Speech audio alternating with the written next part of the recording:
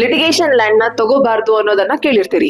Litigation land ಅಂದ್ರೆ ಏನು and ಯಾಕೆ ತಗೋಬಾರ್ದು ಅನ್ನೋದನ್ನ ನಾನು ನಿಮಗೆ ಎಕ್ಸ್ಪ್ಲೇನ್ ಮಾಡ್ತೀನಿ. ನೀವೇನಾದ್ರೂ ಪ್ರಾಪರ್ಟಿ ಪರ್ಚೇಸ್ ಮಾಡ್ಕೋಬೇಕು ಅಂತಿದ್ರೆ ಫಸ್ಟ್ ಈ ಲೀಗಲ್ ಕಾನ್ಸೆಪ್ಟ್ ಅನ್ನ ಅರ್ಥ ಮಾಡ್ಕೊಳ್ಳಿ. That is doctrine of lis pendens. Section 52 of transfer of property act ಪ್ರಕಾರ ಯಾವುದೇ ಒಂದು ಪ್ರಾಪರ್ಟಿ ಲಿಟಿಗೇಷನ್ ಅಲ್ಲಿದೆ ಅಂತಂದ್ರೆ ಆ ಪ್ರಾಪರ್ಟಿನ ಸೇಲ್ ಮಾಡೋ ಹಾಗಿಲ್ಲ, ಅಥವಾ ಆ ಪ್ರಾಪರ್ಟಿನ ಯಾರು ಪರ್ಚೇಸ್ ಮಾಡ್ಕೊಳ್ತಾರೆ ಅವರಿಗೆ ಪ್ರಾಪರ್ ಟೈಟಲ್ ಟ್ರಾನ್ಸ್ಫರ್ ಆಗೋದಿಲ್ಲ.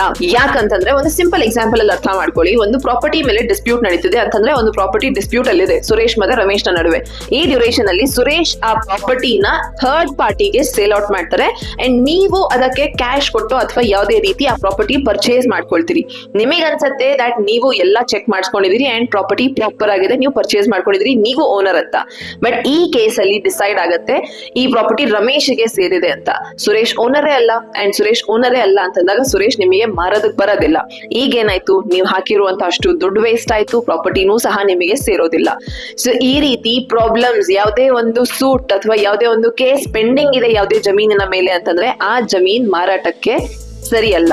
ಸೊ ನೀವ್ ಯಾವುದೇ ಪ್ರಾಪರ್ಟಿ ಪರ್ಚೇಸ್ ಮಾಡ್ತಿದ್ರಿ ಅಂತಂದ್ರೆ ಅದರದ್ದು sale deed, mother deed, encumbrance certificate ಎಲ್ಲ ಚೆಕ್ ಮಾಡಿಸ್ತೀರಿ, ಸರಿ. ಬಟ್ ಆ ಪ್ರಾಪರ್ಟಿ ಮೇಲೆ ಲಿಟಿಗೇಷನ್ ಇದೆಯಾ, ಆ ಪ್ರಾಪರ್ಟಿ ಯಾವ್ದಾದ್ರು ಲಿಟಿಗೇಷನ್ ಲ್ಯಾಂಡ್ ಕೇಸ್ ನಡೀತಿದ್ಯಾ ಅನ್ನೋದನ್ನು ಸಹ ಚೆಕ್ ಮಾಡಿಸಿ. ಬಿಕಾಸ್ ಅದು ಏನಾದ್ರೂ ನಡೀತಿದೆ then according to doctrine of lis pendens ಆ ಜಮೀನ್ ನಿಮಗೆ ಸೇರಿದಲ್ಲ. ಸೊ ರಿಯಲ್ ಎಸ್ಟೇಟ್ ಬೆಳೀತಿದೆ ಅಂಡ್ ನೀವು ಪ್ರಾಪರ್ಟಿ ಮೇಲೆ ಇನ್ವೆಸ್ಟ್ ಮಾಡಬೇಕು ಅಂತಿದ್ರೆ ಫಸ್ಟ್ ಈ ಎಲ್ಲ ಲೀಗಲ್ ಪ್ರೋಸೆಸ್ ನ ಚೆಕ್ ಮಾಡಿಸಿ ಅದಾದ್ಮೇಲೆ ಪ್ರಾಪರ್ಟಿ ಪರ್ಚೇಸ್ ಮಾಡ್ಕೊಳ್ಳಿ.